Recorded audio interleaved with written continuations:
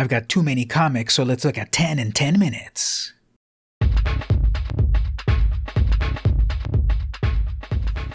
Hey everyone, it's vmcampos, comic book fan. Welcome to another episode of 10 Comics in 10 Minutes. For the longer version of the episode, head on over to my Patreon, patreon.com/vmcampos, and pledge for only $1. But anyway, let's talk about some comic books. How about Eclipso, The Darkness Within, #1? I love this comic. This is from the 90s, and it really fell for the gimmick covers, but it's one of the most amazing gimmick covers ever because what's this? This is a real plastic gem that is affixed to the cover. Now, it will damage your other comics, so I've got to keep it at the front of my box over here. And the back of the book actually has damage from back in the 90s when it was stacked on top of other copies. So, yeah, the Many Faces of Evil plastic gem on the cover. So I heard you like Sonic. Here's issue #1 from IDW. The retailer incentive cover. The cover that was $99 when it first debuted for some reason. People were going crazy for this book, and comic shops were actually trying to sell it for $99. It was the first issue of the new Sonic comic after moving over to IDW after being at Archie Comics for like 20 years. Sonic was over at Archie for decades, then it moved over to IDW for some reason. I don't know why. I'd love to know the background behind it. And then this rare, I think it's a 1:100 ratio, something like that. It was selling for $99. No one bought that copy, so now I went down to $24.99, which I got it for, plus my store discount, so I got it for less than that. That price has got to go fast. Down. Speaking of gimmick covers, how about one of the best gimmick covers of the day, the shiny chromium covers. This is She, #1, Tomoe. And it's got this blinding, beautiful gimmick cover. If you catch it in the light, in just the right way, you're going to get blinded. This is just classic 90s bad girls style of comics from the 90s with a gimmick. Creator-owned, independent, just classic 90s. Did you watch the recent Matrix movie? Did you watch the original Matrix back in the day? Of course you did. Everyone watched the Matrix. I remember walking into that movie theater, enjoying the movie, but then walking out like totally transformed, thinking, are we actually living in a simulation? So there was a comic book based on the movie. Now some sources online will tell you that this is a recalled comic, that it was too controversial and it was pulled from the theaters. Spoiler alert, Keanu Reeves is not in this, and it doesn't really take place in any of the main continuity of the movie. It's sort of like side stories. It's just a fascinating piece of comic book ephemera, one of these fabled, rare, recalled comics. Oh, Pacific Comics, R.I.P. So one of the early independent publishers of the late 70s, early 80s, Pacific Comics, who was actually founded here in my hometown of sunny San Diego.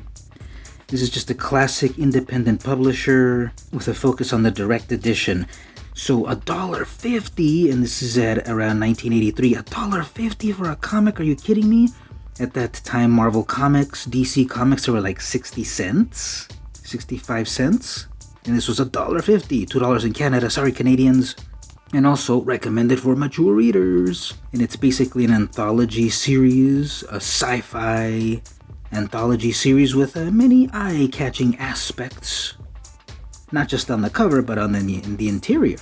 Twist-ending stories, amazing art in black and white, with eye-catching covers that tell you, buy me, but only if you're a mature reader. So I did a complete video on this. Check it out on my channel. I went page by page through the first issue of Elf from Marvel Comics. So go check the video if you want to see that. But what I wanted to show off this time is, okay, we had issue #1 and then we had issue #50, the final issue, which I just love it when they pay homage to themselves. It was basically the same creative team for 50 issues. Mary Severin, something Manic. It was kind of the same creative team throughout 50 issues, 50 monthly issues for like 5 years in this run. So again, I love the homage to itself. First issue, last issue. And then both of these are the newsstand editions. So those always get points in various comic book circles. I think it's pretty fun. What about you? Ooh boy, okay, this comic, now it's in horrible condition, and this was actually a gift. This is the first appearance of Penance. You might be forgiven by saying, who's Penance? Well, back in the Civil War storyline over from Marvel, always read the comics instead of watching the movies, kids. That's my number one tip. Okay, watch the movie, but also read the comics. The comics are way better. So anyway, this character is the latest evolution of this classic 90s character Speedball, co-created by Steve Ditko, who co-created Spider-Man. It became extremely grim and gritty with Civil War because it was the heroes versus each other. It's a very mature storyline, I would say, no matter how it turned out. And the character of Speedball was something along the lines of guilty for some big tragedy. And so to pay penance, he updated his costume, his personality and such, which is basically this suit that is constantly giving him pain. Everything inside of the suit is just like spikes poking at him 24/7. And he's in constant agony and in penance for his role in the tragedy of the opening salvos of Civil War. So, yeah, kind of a dubious thing. Yeah, it's the first appearance of Penance, but it's not a good character. It's just so weird. One of my favorite items in my collection is Colors in Black from Dark Horse Comics, an anthology from Black Voices. Comics from Spike. Yeah, Spike Lee had a hand in the creation of these comics, the impetus and such. And we have a variety of creators giving their perspective from the African-American point of view.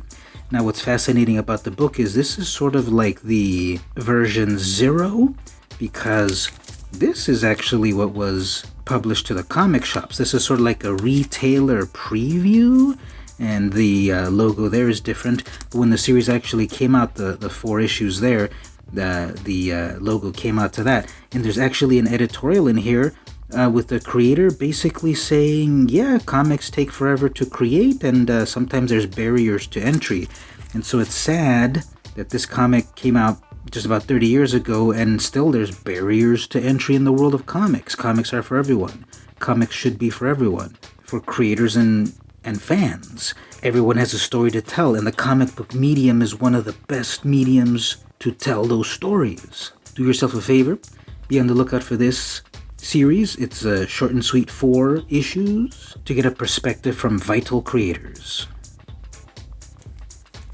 When there's trouble, you call DW in comic book form.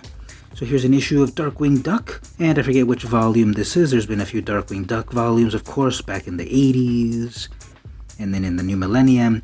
Here we have the creative team of Sparrow, Silvani, Little, and Hot. This is one of my favorite characters from the Disney afternoon, the later half of the Disney afternoon, because it was basically a dark and gritty, but still comedic character that combined the world of Disney and like Batman, sort of. And this cover is just so funny because if you look at it just from this part right here, there's just so much action. DW on the rooftops, and then this cat's throwing an anvil at him. And the composition is just great also with the perspective lines of the building there, and then the other stylized buildings over here with the beautiful moon behind it. We need a new Darkwing series. And we'll wrap up the video with Furrlough Special number 1 from May 2009, your funny animal anthology. So this is from good old Antarctic Press and Radio Comics, classic publisher of furry comics through the 80s, the 90s, and the new millennium. There's a soft spot in my heart for this series. It's gone on for like 30 years, starting in the early 90s. It's military-themed stories with furry characters. And look at this cover. These characters look amazing. This little dog with a big gun. This little bird with double guns. This armadillo. This snake character. And just really good art. Well, since it's an anthology, it ranges from really good art to less good art. And speaking of furry animals, there's my furry animal over here. Kitty, what are you doing? Trying to be part of the video. Okay, I guess you're gonna lay down over there. Alright, so anyway, yeah, so Furrlough is a cool series. It's an anthology series. Buy their stuff. And that was 10 comics in under 10 minutes. Which was your favorite one? Tell me in the comments. You can click join here on YouTube to become a sustaining member, or go over to the Patreon, patreon.com/vmcampos. There's a longer version of the video over there if you want. All the stuff there is available for only $1 a month. What a deal. In any event, I hope you enjoyed the video, and I'll be back with another 10 comics in 10 minutes next time. This has been VM Campos.